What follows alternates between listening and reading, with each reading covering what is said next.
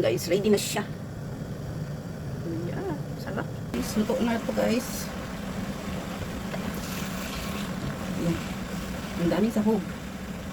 Ayan, grabe, sarap. Ayan guys, ang daming sahog yan guys.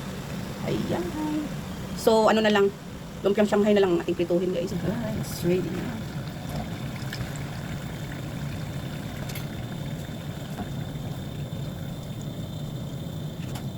Guys, ayan, crunchy. At so, ayan na nga guys, ang ating naluto ngayong umaga. Ayan yung sinigang na hipon natin. Yung pansit, at yung lumpiang Shanghai. Ayan. Ayan ang ating... Okay, let's go.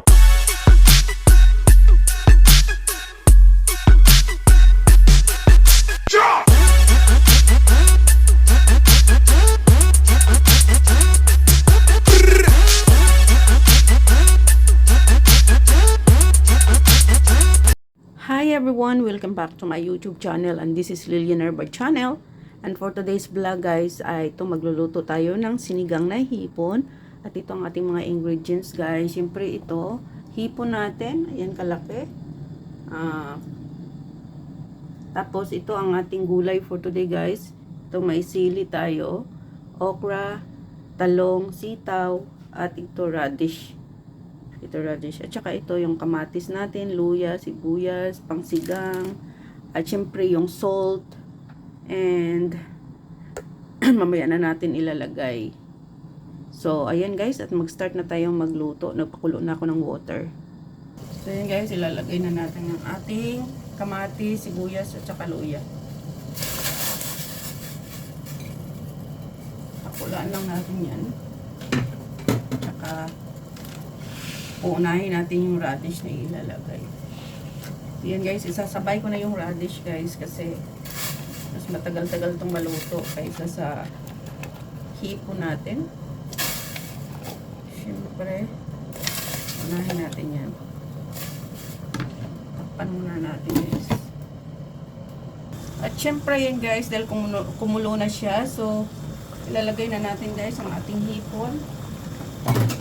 At ang ating ibang gulay. Isabay-sabay na natin to guys kasi yung hipon guys ay mabilis lang naman to maluto. So, syempre, isabay na natin para hindi ma-overcook ang ating hipon. Ayan. Ayan. Malalaki ang hipon natin guys. Ayan siya kalaki.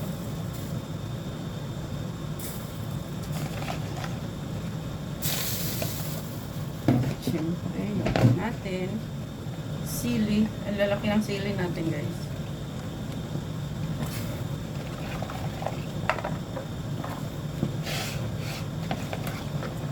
Isang salangan na. Ayan, isang kaldero. Ang dami ng luto natin ngayon guys kasi nga birthday ng friend ko, friend namin. So baluto siya ng salt.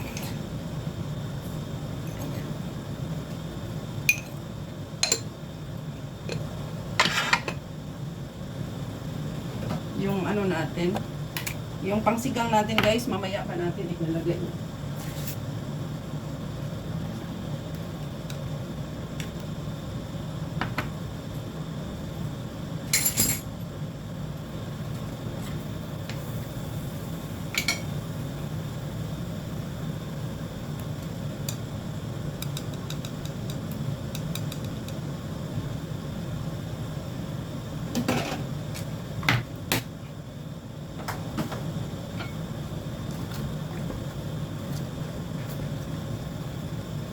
Ayan, takpan na natin guys. See you later. So, ayan na nga guys. Kumulo ng ating sinigang na hipon. Ayan. Dami guys. So, ilalagay na natin ang ating pangsigang guys.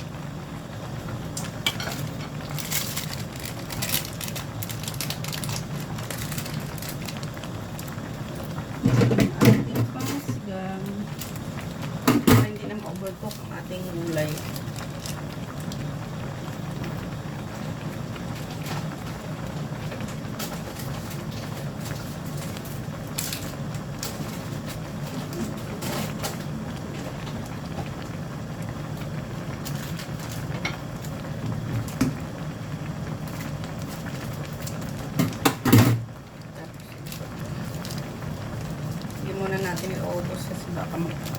Asin naman masyado.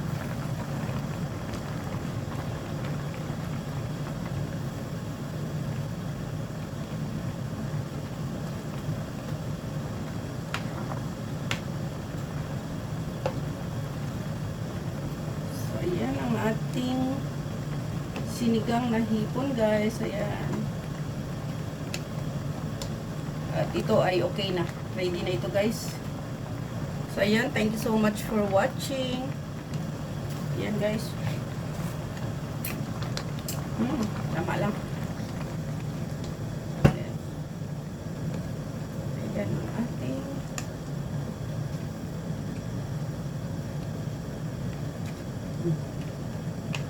ayan. Ayan ang ating sinigang na hipon, guys. Ready na siya. Sarap. Thank you so much for watching, guys. So, yan guys, nag-isa tayo ng vegetable para sa ating pansit. Ayan. Okay na to siya. Okay na to siya. So, ayan guys, ang ating pinakulo na pang pansit. Ayan. Marami yung tubig natin, guys, kasi hindi nakababad sa tubig yung pansit natin. Ayan o. Kaya, ano yan. Ayan. Pag hindi nakababad yung pansit, kailangan nagdagdag tayo ng water.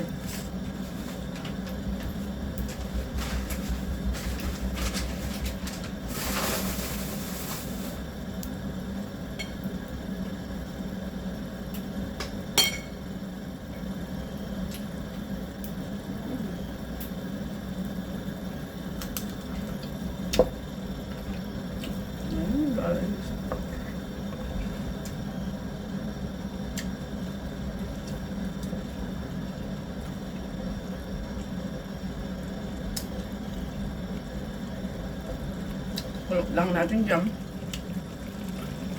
hanggang maubos ang water niya.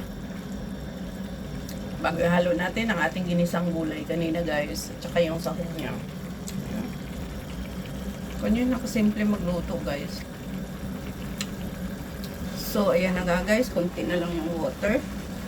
So, sabi ko tamang-tama lang yung tubig na nilagay natin. Kasi hindi nga natin nababad yung bihon. Kaya kailangan talagang may dagdag na water. Ayan.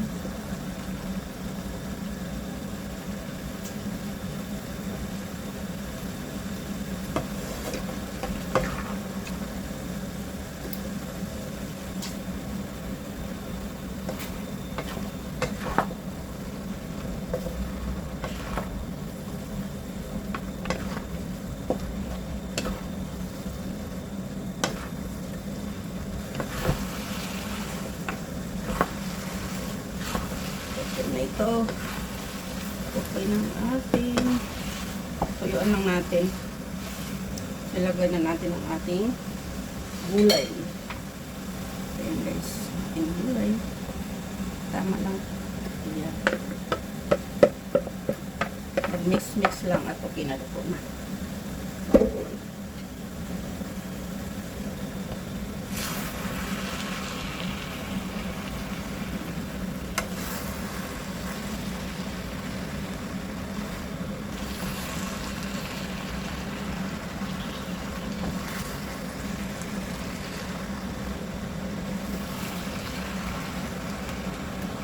So, ayan guys. Luto na ito guys. Ayan. Ang daming sahog. Ayan. Grabe. Sarap. Ayan guys. Ang daming sahog yan guys. Ayan. So, ano na lang. Lumpiang Shanghai na lang ang ating prituhin guys. Ayan. Ayan. Thank you so much. See you later sa Shanghai. So, ayan guys, nagpainit na tayo ng mantika. So, ayan na nga guys, ay mainit na ang ating mantika at ilagay na natin ang ating lumpiang Shanghai. So, ayan na nga guys, dahil may birthday na naman sa amin nagdupo, ay ako na naman ang tukang magluto ng itong pansit, sinigang na hipon at saka lumpiang Shanghai. Kasi po, ang Shanghai ay may nagpaluto sa akin at yung pansit naman ay share ko sa birthday, and yung sinigang naman ay may nagpaluto ulit sa akin. So, dahil ako ang nakatuka sa pagluto, ayan, inisang video ko na lang siya guys, para naman may ano tayo, souvenir tayo sa mga niluluto ko sa mga may mga mag-birthday. So, ayan. At yung pansit kasi, ako talaga lagi ang nagluluto niyan guys, kahit sa anong okasyon namin sa grupo namin.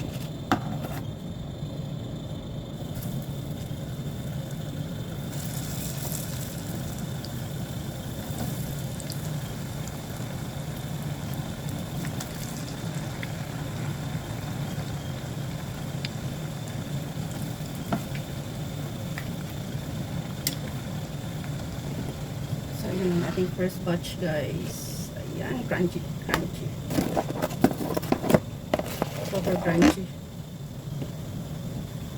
Oh, ito naman ang ating second batch kasi hindi magkasya sa isang salangan lang. Kaya, ilang salang ako dyan, guys, bago ko natapos mag-prito kasi yan ay 50 piraso na Shanghai ang nagawa ko. Kasi yung lumpiang wrapper, guys, ay 2 balot. So, sa isang balot ay 25 piraso ang laman.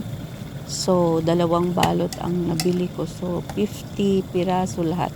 At yun ay ubos lahat guys sa paggawa ko ng lumpia. At ayan na nga guys, at malapit na tayong magluto. So, may susunod na batch pa itong isa lang natin para matapos.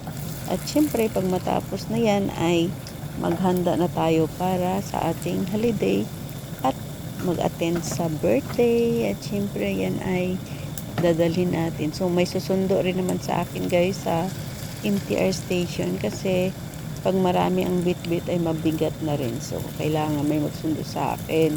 So ayan na nga guys, at salamat sa panonood. Mega love shoutout to all my subscribers, my viewers, my silent viewers, sa aking mga members, at sa lahat ng pupunta pa lagi sa premiere ko. Mega love shoutout sa inyong lahat.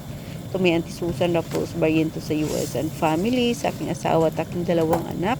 Mega love shoutout sa inyong lahat, Luzon, Visayas, Mindanao. At so, ayan na nga guys, ang ating naluto ngayong umaga. Ayan yung sinigang na hipon natin, yung pansit, at yung lumpiang Shanghai. Ayan. Thank you so much for watching guys. Ayan ang ating niluto for today.